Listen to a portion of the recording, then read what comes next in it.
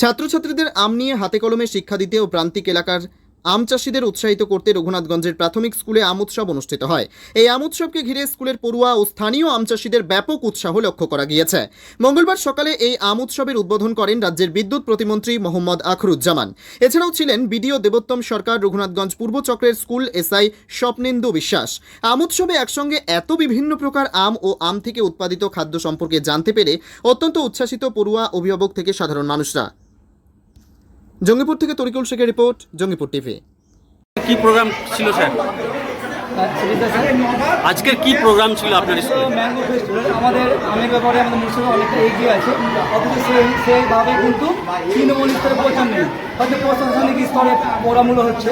তো আমরা চেয়েছিলাম যেন তৃণমূল স্তরে জনগণ এবং কৃষকরা তো এবং আর্ট করে যারা গৃহস্থ লোক তারা যেন এগিয়ে আসে, তো সেই ব্যাপারে আমরা অনেকটা সাড়া পেয়েছি। এতে ছাত্রছাত্রীরা বা কৃষকরা কিভাবে উপকৃত হবে? ছাত্রছাত্রীদের আমরা যুক্ত করেছিলাম এই জন্য যে আমাদের মুর্শিদাবাদের ঐতিহ্য এবং কালচারের সাথে আম জড়িত, তাই জন্য ওরা তৃণমূল স্তর থেকে বা বাল্যকাল থেকে যেন পেয়ে যায়।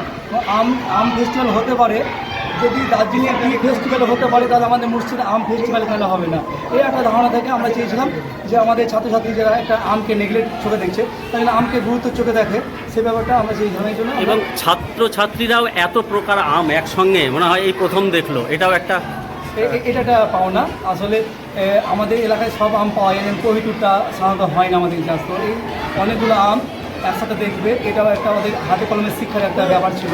তারা আম চিনবে, আমটা নিয়ে ওরা কর্মশালা টাইপের করলো এবং প্রকল্প পদ্ধতিতে শিক্ষাদান হলো।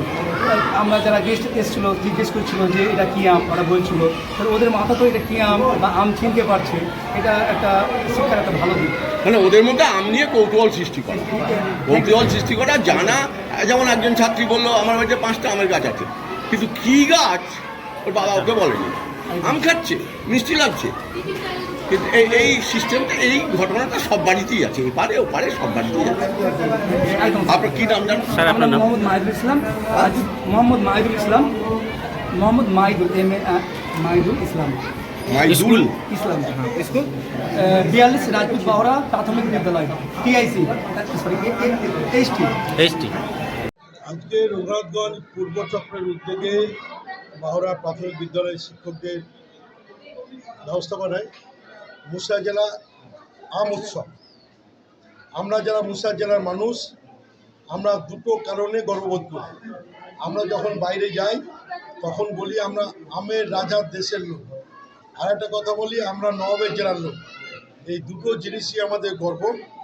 তাই আম চাষিদের উৎসাহিত করার লক্ষ্যে এখানকার শিক্ষক মণ্ডলী যেভাবে উদ্যোগ গ্রহণ করেছেন যে এখানে কি পরিমাণ আম পাওয়া যায়, এবং আরও এডিও সাহেব এখানে হাজির করা হয়েছিল যে চাষিদের কোন কোন আম কিভাবে মানে তৈরি করলে এখানে বেশি ফলন হবে এবং কোন আমের মার্কেটের ডিমান্ড আছে, এগুলোকে নতুনভাবে আলোচনার মাধ্যমে আম চাষিদের উৎসাহিত করা হলো। এই উদ্যোগকে আমি সাধুবাদ জানাই। সেহেতু এই উদ্যোগটা আমাদের জেলা লেভেলে যে কৃষি আধিকারিক হর্টিকালচার ডিপার্টমেন্ট যদি আরও বেশি করে উদ্যোগ নেয়, এবং এর আগেও নিয়েছে, তারাও নেবে। এই উদ্যোগ খুব ভালো উদ্যোগ, আম চাষি উৎসাহিত। মন্ত্রীমশাই, আমাদের জেলায় আম এত যায়, এত স্বাদে গন্ধে। একজন শিক্ষক তার আম চাষি, সে শিক্ষক আম চাষি, সে খুব সুন্দরভাবে বলছে যে আম রপ্তানির ক্ষেত্রে বিদেশে আমাদের ভ্যালু কমে যাচ্ছে, কারণ বিদেশিরা কোনো সময় রাসায়নিক বা এইসব জিনিস তার ব্যবহার করে, তার জৈবিক ব্যবহার করে, এবং বিদেশে রপ্তানি করতে গেলে তারা সমস্ত যে কোনো ফল বা যে কোনো কাঁচা সবজি আনাজ তারা আগে টেস্টিংকে দেখে নেয় যে সেটা রাসায়নিক প্রক্রিয়া ইউজ হয়েছে কিনা। রাসায়নিক প্রক্রিয়া ইউজ হলে তারা সেটাকে কিনতে চায় না, এই কারণে বেশি রপ্তানি হয় না। আমরা জৈবিকভাবে এই আমগুলো বেশি যদি আমরা উৎপাদন করতে পারি তাহলে বিদেশের মার্কেটের রপ্তানির ক্ষেত্রে এদের গুরুত্ব বাড়বে। এই ক্ষেত্রে আমরা চাষিদের উৎসাহিত করব যে আধুনিক যুগে রাসায়নিক প্রক্রিয়াকে বাদ দিয়ে জৈবিক ব্যবহার করে কিভাবে আমের ফলন করা যায়, তাহলে আমাদের বিদেশে রপ্তানিতে, এবং বিদেশে রপ্তানি তখনই হয় বিদেশে যখন ডিম্যান্ড থাকে। এই ডিম্যান্ডটা তখনই থাকবে যখন রাসায়নিক প্রক্রিয়া থেকে আমরা সরে আসবো। এই জায়গাও আমরা দেখছি কীভাবে এটাকে আরও জৈবিকভাবে আরও বেশি ফলন করা যায়, উৎসাহিত করা যায়। আর আপনি যেটা বললেন যে মুর্শিদাবাদ আম হলেও আমরা একটা মেগা ফুড পার্ক আমাদের পশ্চিমবঙ্গ সরকারের উদ্যোগ হয়েছে, সেটা বর্তমানে চলছে আমাদের NH-35 উপরে। সেখানেও আমাদের কখনো প্রশ্ন হচ্ছে, সে প্রসেস সরকারের পক্ষ থেকে নেওয়া হয়েছে। এর বাইরেও আমরা একটা রেজিনগরে আমরা একটা হাব করছি, সেখানেও কিন্তু এরকম আমরা আমকে টার্গেট রেখে আমের প্রসেসিং করে আম চাষিদের কীভাবে আগামী দিনে তাদের প্রোটেকশন দেওয়া যায় তার উদ্যোগ করছি। ওকে